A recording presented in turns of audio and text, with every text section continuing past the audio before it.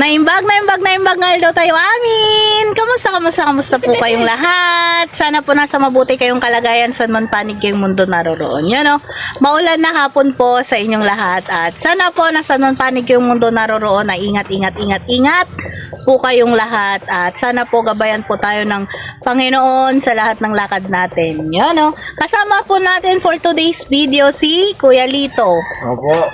At saka syempre, ang makulit kong pamangkin. Ayan o. Kamusta ka na, Kang? Kailang po. Oh. Magbablog tayo? Apa. Opo, na yan. Ayun.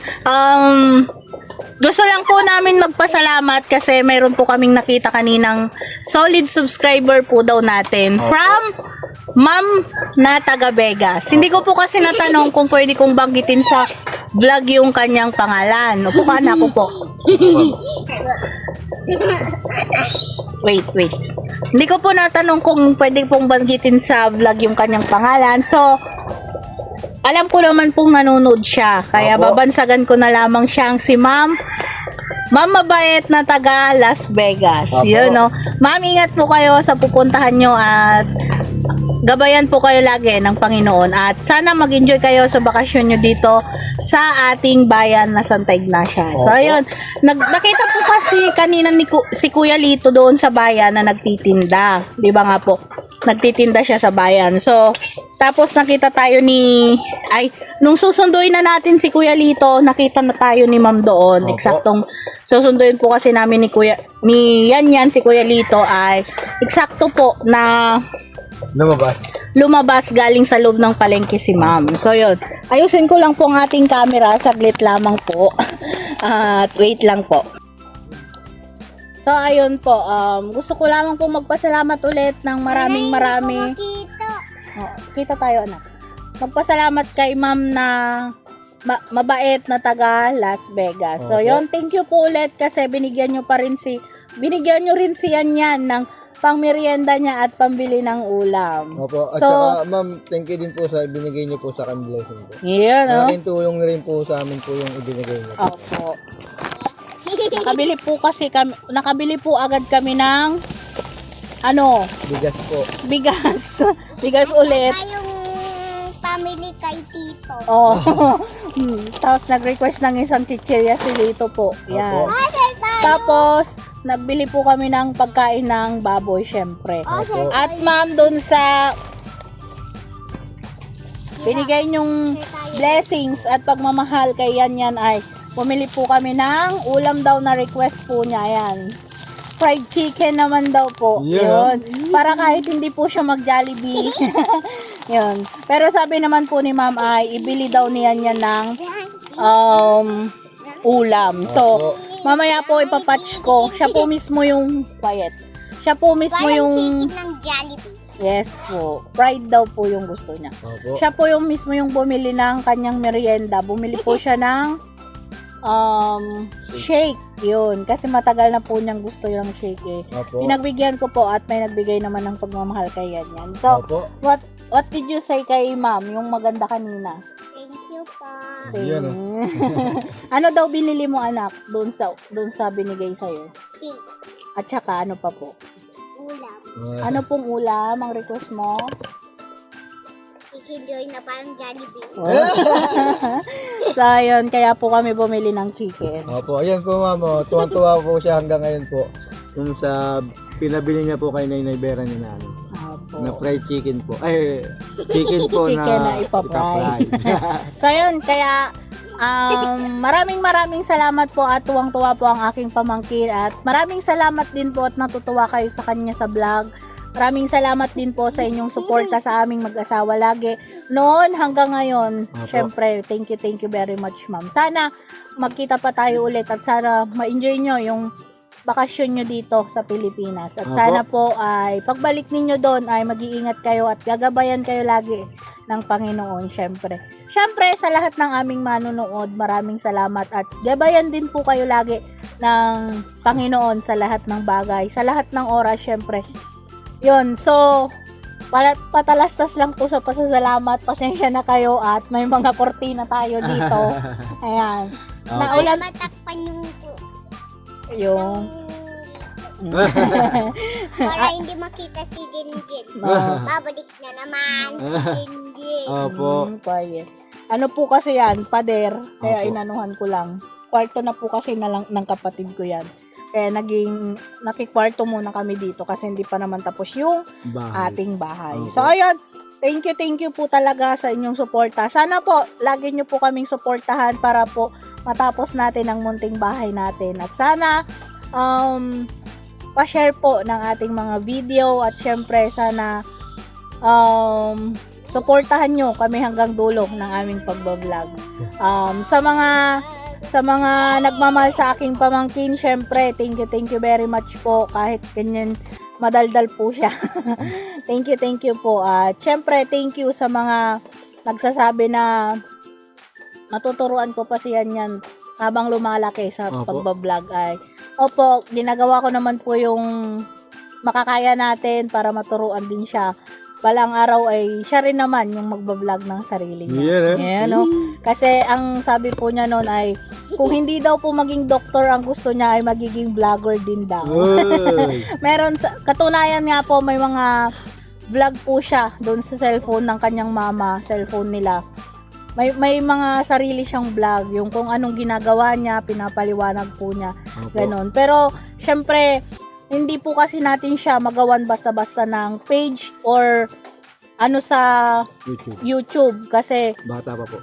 at saka ang batang ganyan may permit. Opo. Iba yung ano nila. Basta something na ganon. Kasi napanood ko kay Langga yon. Opo. Kasi yung anak niya nagba-vlog, yung si Big Boy. Nanay, Po. marami ako vlog. Opo.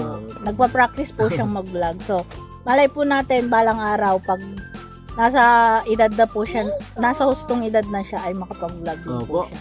At yun, mag-thank you ka na ulit. Thank you po. Thank you ulit kay ma'am. Thank you po. So yun, ginawa ko lang po tong vlog na to para po magpasalamat kay ma'am at syempre sa lahat na rin po ng sumusuporta sa amin. So yun, Kuya Lito, may nagtatanong pala. Kukunin ko na tong pagkakataon na to para tanungin ka, bakit daw madalang ka nang makita sa vlog? Hindi po kasi sa palengke po kasi hindi po advisable po mag-vlog po kasi doon. Nang lagi. At saka hindi pa po siya maglabas ng cellphone. Syempre baguhan pa po siya dito sa bayan namin. Hindi pa siya masyadong familiar sa ng bayan namin. Syempre hindi naman lahat ng naiintindihan ni Kuya Lito. Dito po kasi sa amin Ilocano pa. Baka mamaya sabi niya nag-uusap ng Ilocano yung ibang tao iba na pala yung sinasabi about sa kanya. So, nag-iingat lang po siya at hindi pa po kasi siya masyadong nakakapag-vlog. Pero may clip po tayo na papatch sa paghatid ko kaninang umaga sa kanya at yung pagsundo po namin ng hapon sa kanya. So, ipapatch po namin. Ganun po lagi, araw-araw yung routine ng Kuya Lito. Kaya ihahatid ko po siya sa umaga, sa tanghali po ay susunduin ko naman po siya. Pero kanina po ay medyo hinapon siya, mga 3 ko na po siya na sundo. Kasi meron po siyang inayos kanina dito sa may munisipyo po namin, bayan ng Tarlac. Inayos na siya po yung hindi ko po alam na mag-aayos siya nito kanina. Siya po yung kusang kasi gusto na niyang magkaroon ng PWD ID na dito sa Santa Ignacia at ito booklet. Opo. Kaya po siya nahapunan kanina nagtitinda. Kaya nga So po. yun, thank you very much din po dito sa municipal ng Santa Ignacia dahil hindi po siya nahirapan. Although bumalik po siya kasi wala daw po yung pipirma, tama ba? Pero hindi naman po siya nahirapan sa pagkuha. Thank you very much din po. At syempre kunin ko na rin tong pagkakataon na to para magpasalamat dahil pinapayagan siya kahit papaano magtinda-tinda dito sa palengke. Although kahit saan naman pwedeng magtinda, 'di ba? Pero dito kasi kumbaga doon kasi siya sa front na hindi naman advisable na talagang may mga nagtitinda doon kasi waiting area at saka in front po 'yon. Pero siya ay kahit papaano sa awa ng Diyos ay pinayagan. Syempre nakita siguro yung kalagayan ng inyong Kuya Lito. Kaya syempre, thank you very much din po. Pagdito. So yun, nanakbad yun. At yun, Tsaka po, mga idugtong ko po. Maraming salamat din po kasi sabi po ni ma'am po sa sa munisipyo po, nagsabi po na hahanapan daw po ako ng magandang pwesto daw po sa loob po. O kaya para po, makapagdagdag po kahit ano yung ibenta niya, makapagdagdag po siya kahit paano. kung hindi naman daw po sa loob po, ay di baka daw po sa mga gilid po na At least may mapupwestuhan. Nadadaanan din po ng maraming tao. Yun. So yun, thank you very much din po. At syempre, thank you din po sa mga nagiging kaibigan ng asawa ko dito sa Santa Ignacia Market. Thank you very much po. Kasi pag syempre, yung time na wala ako doon, siya lang mag-isa ay inaalalayan nyo siya. Kasi syempre, hindi naman lahat ng Ilocano ay naiintindihan na ng Kuya Lito ninyo. Opo. Maraming salamat po kay Michael po at saka po kay Tatay Minyong po. Yan. So hanggang dito na lamang po siguro ang aming munting vlogs. See you next vlog. Bye! Thank you po. Ingat kayo lagi. God bless us all.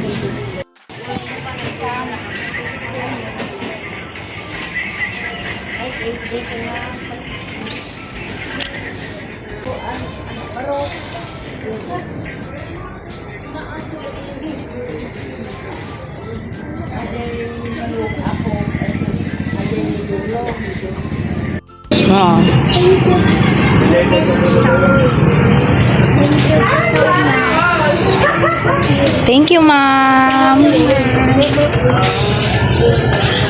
Anong bibiling ulam doon sa binigay sa'yo?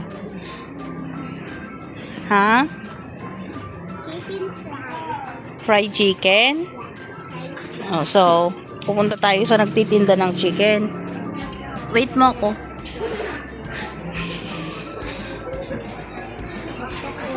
So, yun. Ma'am, thank you. Thank you ulit sa binigay niyong pang-ulam ni Yan.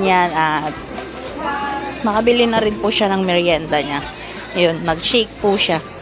Thank you very much po. Psst. Ano yan? Ano yan? Chicken.